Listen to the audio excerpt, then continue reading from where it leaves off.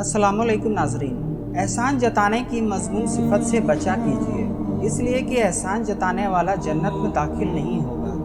غریب سے محبت اور ان کے ساتھ ہم نشینی اختیار کیجیے، اس لیے کہ حضور صلی اللہ علیہ وسلم نے ان سے محبت اور ہم نشینی کی ترغیب دی ہے۔ مؤذن کی بدتمیزی کرنے سے بچا کیجیے، اس لیے کہ مؤذن قیامت کے دن سب سے زیادہ لمبی گردن والے ہوں گے۔ دین قائم کو اسلام مانا کیجیے، اس لیے کہ وہ حلاوت ایمان کے ملنے کا سبب ہے۔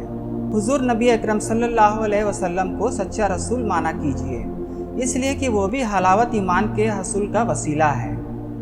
قتل مومن کے جرم عظیم سے بچا کیجیے، اس لیے کہ قتل مومن اللہ کے نزدیک ساری دنیا کے ختم ہو جانے کے برابر ہے۔ بیماروں سے دعا کی درخواست کیا کیجیے، اس لیے کہ بیماروں کی دعا فرشتے کی طرح قبول ہوتی ہے۔ کسی بھی کام سے پہلے انشاءاللہ کہا کیجیے، اس لیے کہ اللہ کی مشیت کے بغیر کوئی کام نہیں ہوتا۔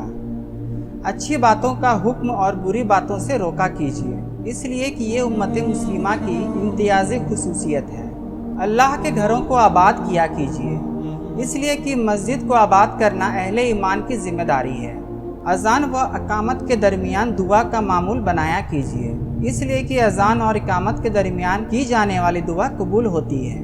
حسن خاتمے کے لیے دعا کیجیے، اس لیے کہ زندگی کے تمام اعمال کا اعتبار خاتمہ پر ہے۔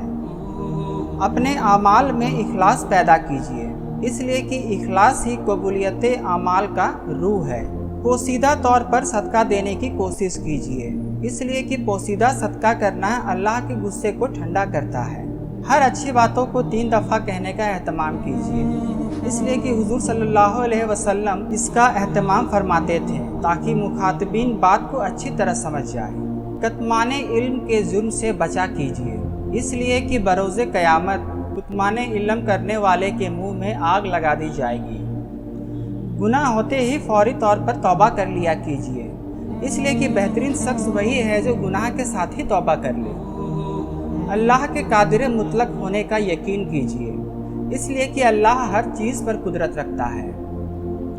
نیک کاموں میں نیت درست رکھا کیجیے، اس لیے کہ سارے اعمال نیت کے مطابق قبول ہوتے ہیں۔ دوسروں پر رحم و کرم کا رویہ برتا کیجیے، اس لیے کہ اللہ اس شخص پر رحم نہیں کرتا جو لوگوں پر رحم نہ کرے۔ ظلم کرنے سے خود کو دور رکھا کیجیے، اس لیے کہ ظلم بروز قیامت اندھیروں کی صورت میں ہوگا۔ اعمال صالحہ مختصر ہی صحیح مگر پابندی سے کیا کیجیے، اس لیے کہ اللہ کے یہاں پسندیدہ عمل وہی ہے جو پابندی سے کیا جائے، اگرچہ مقدار میں تھوڑا ہی کیوں نہ ہو۔ اپنے اخلاق کو عمدہ رکھا کیجیے، اس لیے کہ مومن اچھے اخلاق کی وجہ سے روزہ رکھنے والوں اور رات بھر عبادت گزار کے مقام کو پا سکتا ہے۔ ہر سنی ہوئی بات کا ذکر کرنے سے بچا کیجیے، اس لیے کہ آدمی کے جھوٹا ہونے کے لیے یہی کافی ہے کہ وہ ہر سنی ہوئی بات کا نقل کرے۔ پڑوسیوں کو تکلیف دینے سے بچا کیجیے، اس لیے کہ پڑوسیوں کو تکلیف دینے والا جنت میں داخل نہیں ہوگا۔ پاک و صاف رہنے کا اہتمام کیجیے، اس لیے کہ پاک رہنا آدھا ایمان ہے۔ رسمیں و بدعت سے اپنی عملی زندگی کو بچایا کیجیے، اس لیے کہ ہر بدعت گمراہی ہے۔ اپنے غصے پر قابو رکھا کیجیے، اس لیے کہ پہلوان وہ ہے جو غصے کے وقت نفس پر قابو پا لے۔ گناہ غیبت سے بچنے کا بھرپور اہتمام کیا کیجیے، اس لیے کہ غیبت کا گناہ بدکاری سے بھی بڑھ کر ہے۔ زبان اور شرمگاہ کو معصیت کے دلدل سے بچایا کیجیے، اس لیے کہ ان دونوں کی حفاظت پر جنت کی بصارت ہے۔